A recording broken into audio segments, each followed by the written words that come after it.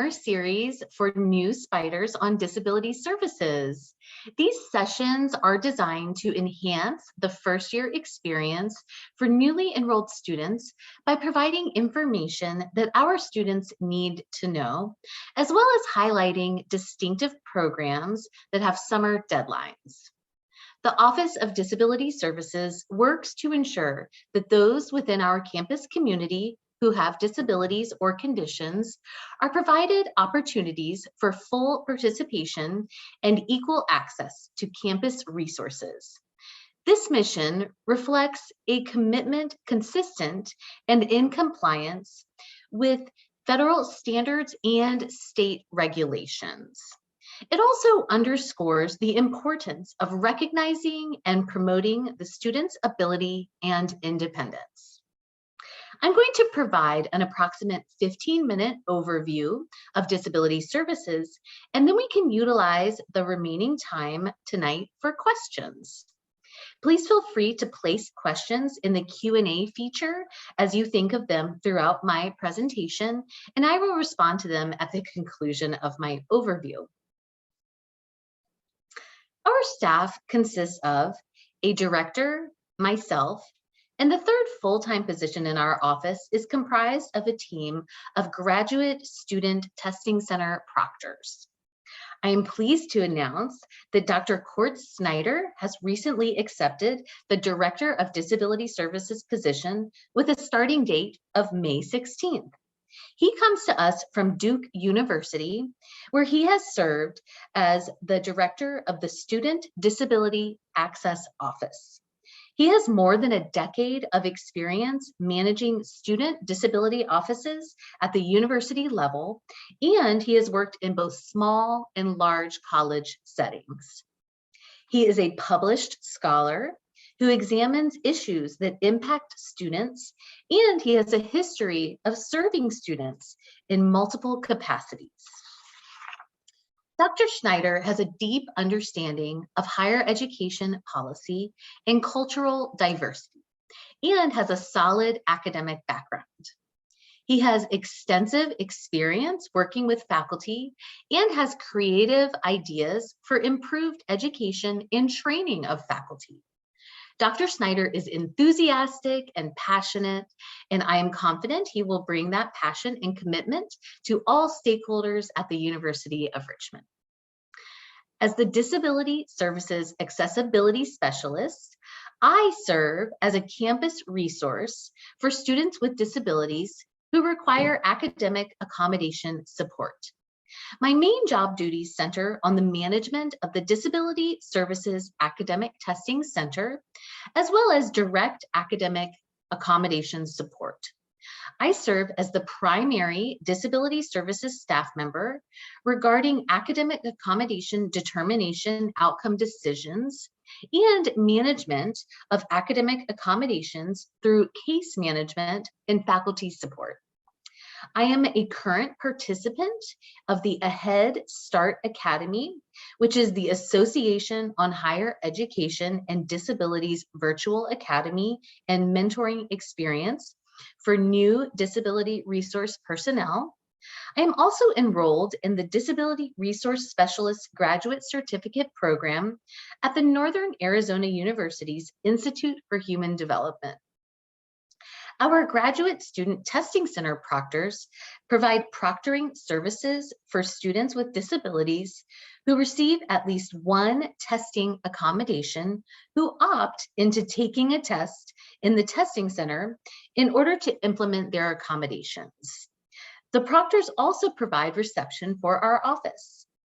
Our office is located in the center of campus in Boatwright Memorial Library, and we have our own convenient, accessible entrance. At our very core, our office goal is to promote accessibility and disability advocacy on campus. So what does that mean? It means that each student has the legal and ethical right to an equal opportunity of all campus amenities, including but not limited to academics, housing, parking, and events. It also means our student support is interactive and individualized in a one-on-one confidential setting with a dedicated staff member.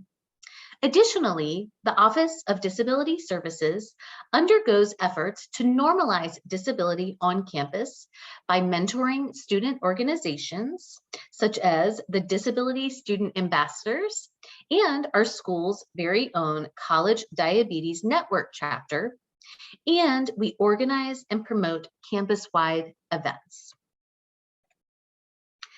One of the reasons why promoting accessibility awareness on campus is so important is that the majority of our students who are registered with our office have invisible disabilities or conditions. The reality is that about 1 in 10 students at our university are registered with our office, and national trends show that this ratio is very likely to increase. With an average class size of 16, there are 1 to 2 students in each class who are registered with Disability Services.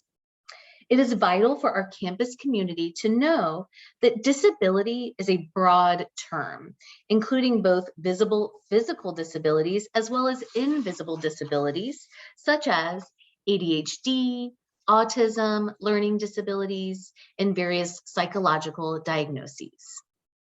The Disability Services intake process is outlined on our website. The first step is for the student to complete an accommodation application on which they can upload documentation from their provider that verifies their disability or condition, describes the symptoms that the student is experiencing as a result of their diagnoses, and identifies any functional barriers that are in place as a result of those symptoms.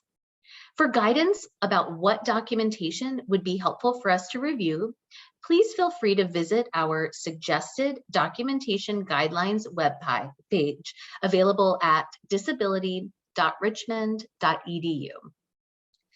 The student can submit different types of accommodation requests on the same initial application, whether it be for academic, dining, housing, parking, or other. Each accommodation type follows a different review process that is most effective and appropriate for that subject matter. During tonight's session, I'll outline the process for academic and housing reviews, since those are our most common types. However, the processes for dining, housing, or dining and parking are outlined on our website, and you are welcome to take a look, or I'd be happy to answer any questions about those processes for you tonight. Upon receipt of an academic accommodation application, I will carefully review the accommodation application and documentation. I will then invite the student to participate in a one-on-one, interactive, and individualized confidential intake meeting. This can take place via Zoom or in person. During the intake meeting, I work with the student to agree upon their initial accommodation plan. This does not need to be the first or last time that a student utilizes our services. We pride ourselves on working continuously with students during the entire time that they are at the University of Richmond, or even before, when they're deciding whether or not it would be a good fit for them to come here.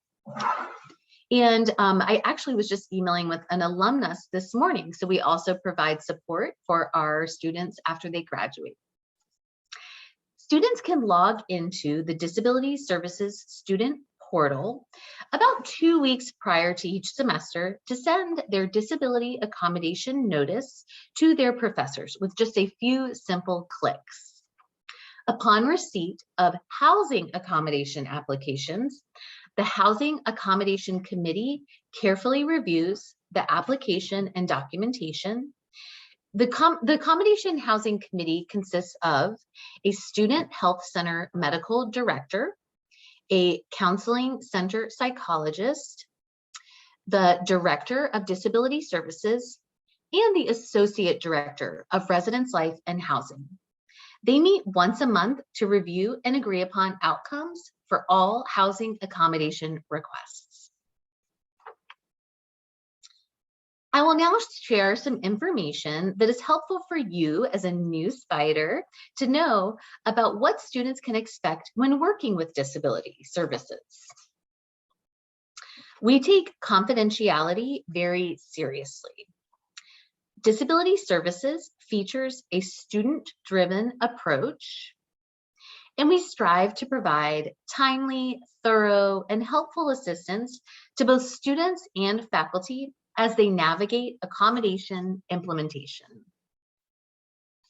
Our registration process is efficient and streamlined. Our goal is to promote access, and therefore it is very important for our processes to be without burden on the student or their provider. We are so much more than accommodation request processing. Students and faculty can reach out to us for support at any time throughout the year. We are a small but mighty office, and therefore we value our wonderful campus partners, such as the Counseling and Psychological Services Office, otherwise known as CAPS. They run an ADHD skills workshop series that a lot of our students find to be incredibly helpful. We also value the Academic Skills Center, who specialize in time management coaching, tutoring, and helping students to hone their study skills, just to name a few. Initial accommodation plans do not need to be set in stone. Symptoms can change over time, and accommodations should be updated to reflect those changes as deemed appropriate.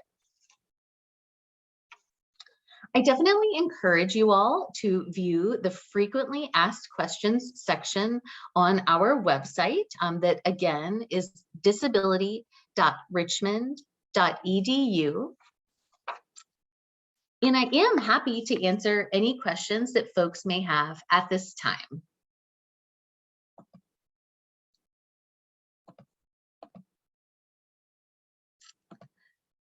Greetings, everyone who's attending. I'm just looking at these names, and I definitely see some familiar folks that I've been interacting with. I really appreciate y'all attending tonight, and I see I have a first question in the Q&A. And the question is, can I go over the ADHD and study skills workshop that I mentioned in more detail? And thank you for that great question. I'm happy to do that. So it is actually run by Dr. Separich, that starts with a C, in the CAPS Counseling Center, as well as Dr. Nouse, that's Knouse. And they work together at least every spring, and participation has been so good that I believe they'll implement it for the fall as well, is the hope. And so what we do is they reach out to me with the information about the program. This past year, it was all done via Zoom. My hope is that it will be in person this year. And basically, it is a group of students who opt in, who meet for a series of 6 weeks, once a week. And they have group discussion. They talk about different skills, symptom management, strategies for staying focused in class and during studying, time management. It's very comprehensive. It's a very holistic approach. So I feel very fortunate that they do that and devote their time to that. And I have heard student feedback directly to me that it has been incredibly helpful. So I will reach out to our students who are registered with our office and have noted that they are diagnosed with ADHD. And so I always provide them with the information so that they can register should they choose to do so. It is completely optional for those students. And you don't have to be registered with disability services in order to participate. Thank you for that great question. I hope that I helped to provide more information about that workshop. I'm happy to answer any additional questions that anyone might have. Just got another question. I'll read it aloud. Just to verify, if you are applying for several types of accommodations, such as academic, second language, etc., can the student submit separate applications and documentations since each request can be quite unique? Great question. Thank you so much for answering that. And the answer is absolutely yes. So if you feel like what you need to request kind of is intertwined, which it is sometimes, then it might make sense for you to just submit one application. But absolutely, if you would like to submit an accommodation for each of your types, that is welcome. And I think in some cases, it's absolutely appropriate and very helpful. So yes, please feel free to do that. All right, I see, oh yes, in the chat. You are most welcome. Those are great questions. Does anyone else have any questions for tonight? I should absolutely share that I am available by email, disability@richmond.edu, or you're welcome to give me a call. And my phone number, I'll share it verbally, but of course it's on the website. It's 804-662-5001. Our office is open all summer, so we are absolutely available. Dr. Snyder and I will have a fun time, getting to know each other this summer, and you all are welcome to reach out to him for kind of a meet and greet meeting as well. Another great question. Does UR have live scribe pens or other recording devices for classes? Yes, that is a wonderful question. And yes, there are some schools that are purchasing kind of a little inventory of items such as live scribe pens. And live scribe pens are a way that students can implement their lecture recording agreement or their lecture recording accommodation, for which they do have to sign an agreement. At this time, we do not yet have an inventory of those, but that will be at the top of my list to discuss with Dr. Snyder when he comes on board. And who knows, with all of his experience with assistive technology, he might even know a better device. So I definitely want to lean on his expertise there before we make such a purchase. So as of now, what do I recommend for students for lecture audio recording? I recommend that they utilize their cell phone. So I recommend they use the free app, which is the voice memo app. To record those. They can just have their phone face down on their desk with the microphone facing the instructor. Of course, all cell phone sounds should be off. And the only time it should be touched is if you are hitting record or hitting pause. So why would you hit pause during a class? Well, lecture audio recording, for which like a live scribe pen would be utilized, that is a note-taking accommodation. So if you are in a class where an instructor might say, okay, class, we are now going to go into full-on discussion mode, and I want folks to feel comfortable to maybe share some personal information should they like to do so. It will make our discussion more rich and meet our learning objective goals in a better way. Then a student would be have to pause that if nobody is permitted to take notes at that time. And then once you have your lecture audio recording on your phone on your voice memo app, you can easily move it off of your phone to your computer, so it's not going to like take up storage on your phone.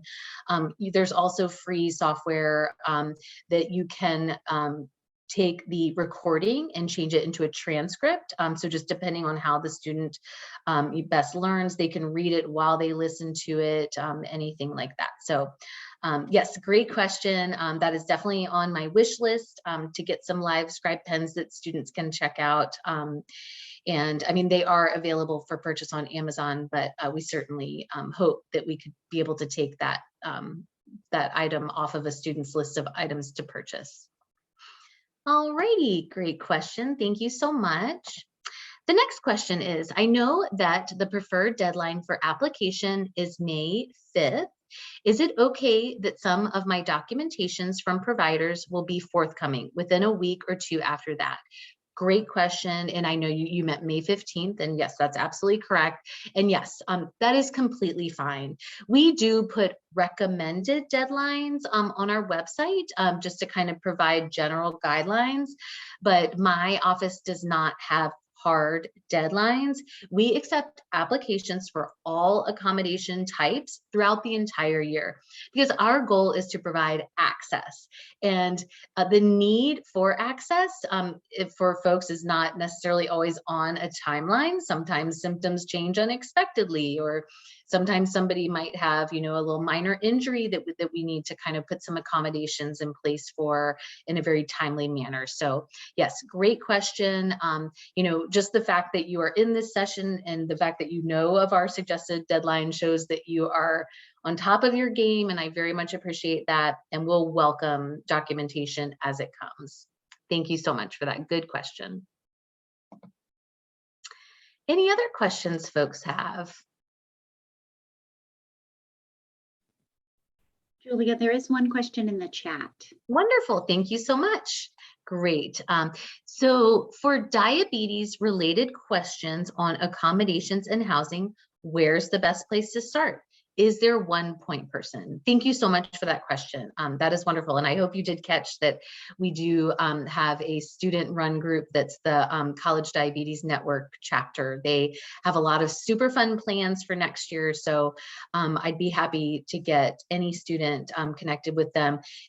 Participating isn't disclosing that you have diabetes, because we have a lot of wonderful student allies that participate as well. So just want to put that little plug out there. But great question. So yes, with diabetes, you might not know whether to click academic or housing, and that's fine. So my recommendation would be for the student to complete the application and really focus a lot on what symptoms, because yes, I, you know, as a disability services professional, have a general understanding about diabetes, but symptoms are individual and treatment is individualized for each student. So it's very important for me to understand what that specific student is experiencing, what functional barriers unique to that student are in place that we would need to look at. So some accommodations that I would approve is, you know, I know we have a student that uses a special app on their phone to monitor that's hooked up in a way wirelessly, obviously, to monitor their blood sugar. And so I approve that student to have their cell phone out on their desk during taking tests in class. And the accommodation also says that the student is permitted to have sound on their phone, because for this particular app that the student uses, it beeps to notify them. And then of course, I would approve an accommodation if necessary to approve like snacks as needed during class or breaks as needed. So those are just some that are kind of at the top of my mind. But again, I don't approve accommodations based on diagnosis. I approve them based on symptoms. Obviously, the diagnosis is a crucial part for me to know and have on file.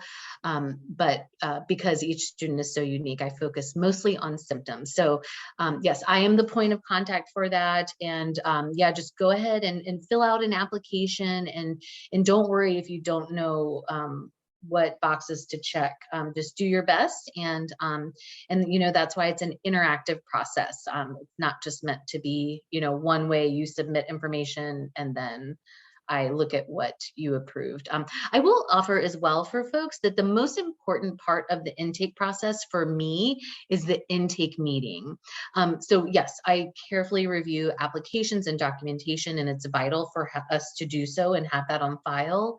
But I don't actually make my decisions until I'm interacting with the student, because it's a joint decision.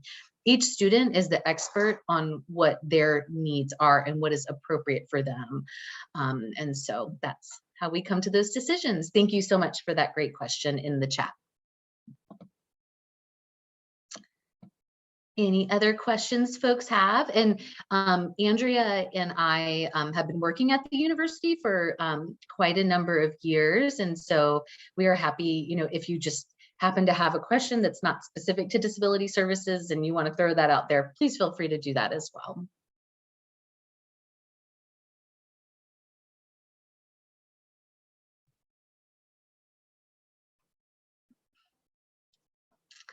All righty. Well, thank you all so much for attending. As I mentioned, I'm here all summer. I'm so happy to answer any questions. I'm really, really excited to meet our new spiders. I have had the pleasure of meeting some at the Preview Richmond events when I was tabling. So thank you. I see familiar names, and I know I've talked with several of you. So thank you for attending tonight. And I know this is a really exciting time.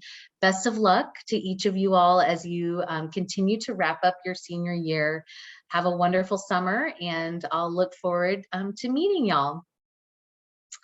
Thank you so much.